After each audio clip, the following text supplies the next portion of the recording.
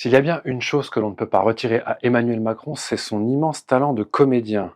Une claque aux européennes, une dissolution de l'Assemblée nationale, une claque aux législatives, plus de 50 jours d'un casting quasi comique de potentiel Premier ministrable pour finalement nommer à Matignon Michel Barnier. Vous vouliez du changement? Eh bien on a changé de visage, mais surtout pas de programme. Ça marche à chaque fois, c'est ça la magie de la politique, et c'est aussi ça le sommaire de ce nouvel épisode de l'Hebdor, votre revue de presse hebdomadaire autour de l'or, des métaux précieux, de l'économie et de la géopolitique.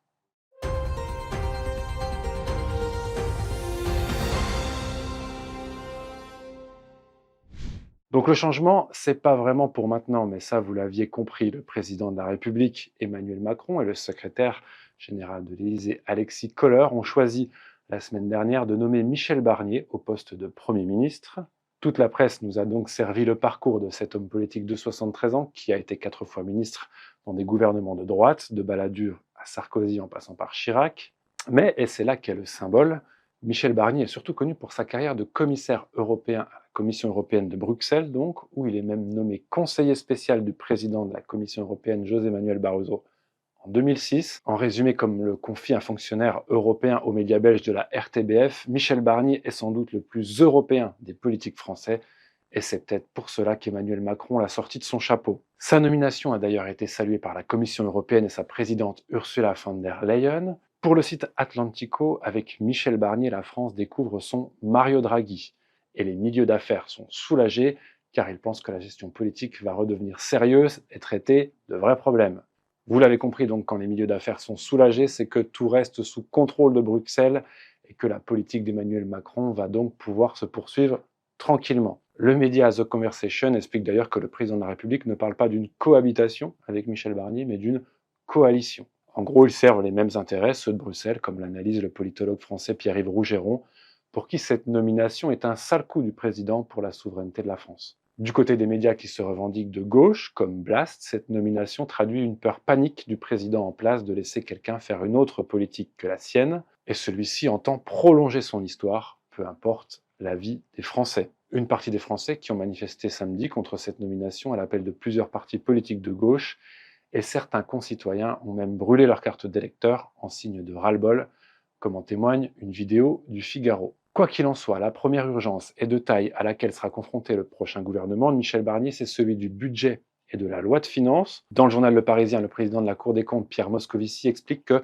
le prochain budget sera sans doute le plus délicat de la Ve République, avec un déficit qui pourrait atteindre les 5,6% du PIB cette année au lieu des 5,1% prévus, puis 6,2% en 2025 et une procédure ouverte par l'Union européenne contre la France. Il va falloir une rupture, dit Moscovici. Et il y a urgence, presse l'ancien ministre socialiste, un pays trop endetté est un pays impuissant. Effectivement, la situation est grave pour Charles de Courson, député lyote de la Marne et grand connaisseur des questions budgétaires, pour qui la France va être contrainte de réduire son déficit de gré ou de force. Selon lui, et comme le relaie le média Challenge, la mise sous tutelle budgétaire de la France par Bruxelles est un scénario complètement possible. On imagine donc que c'est l'une des raisons de la nomination de Michel Barnier, donner des gages à Bruxelles. Capital se pose donc la question suivante: Michel Barnier sera-t-il le Premier ministre de l'austérité? Lui qui était notamment pour relever l'âge de la retraite à 65 ans et pour une réduction du nombre de fonctionnaires. En tout cas, les Échos indiquent que l'une des premières coupes budgétaires préconisées serait de tailler dans l'aide aux chômeurs pour un coup de rabot équivalent à 600 millions d'euros d'ici à 2025. Des chiffres du chômage qui fluctuent toujours en France et qui sont surtout beaucoup moins radieux que ce que l'on nous présente, comme l'explique Olivier Berruyer dans un article du média Élucide. Le taux de chômage atteint 7,5%, à un niveau relativement bas, proche de celui de 2008. Ça, c'est la version officielle.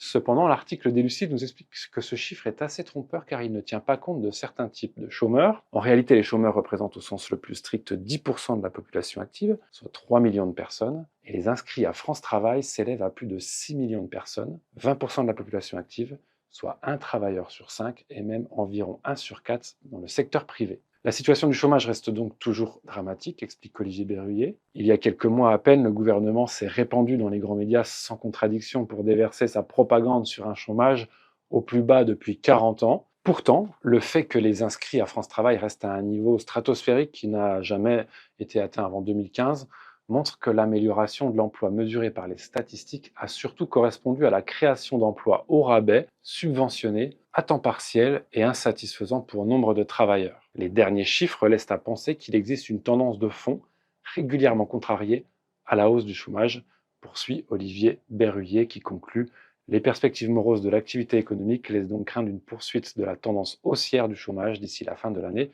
2024. Et le taux de chômage qui inquiète est aussi corrélé au nombre de faillites d'entreprises françaises. Dans un article intitulé Les entreprises françaises en péril, la chronique Agora explique que selon les derniers chiffres de l'association GSC et du cabinet Altares publié le 25 août dernier, le premier semestre de 2024 a été marqué par une accélération de 20% des défaillances d'entreprises françaises, après un record de 57 730 faillites en 2023, soit une augmentation de près de 36% par rapport à 2022. Et là, il ne s'agit pas d'entreprises unipersonnelles, mais bien de PME qui comptent de 3 à 20 salariés. Les gérants de structures de moins de 5 salariés représentent près de 9 pertes d'emplois sur 10, et le nombre de dirigeants d'entreprises de 6 à 9 salariés touchés est en hausse de 40,2%.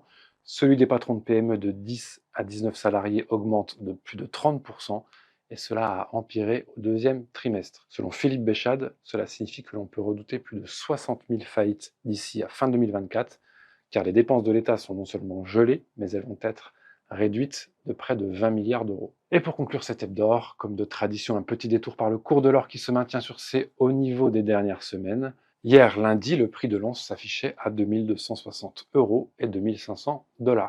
Voilà, c'est tout pour aujourd'hui. Je vous dis à mardi prochain pour une nouvelle revue de presse.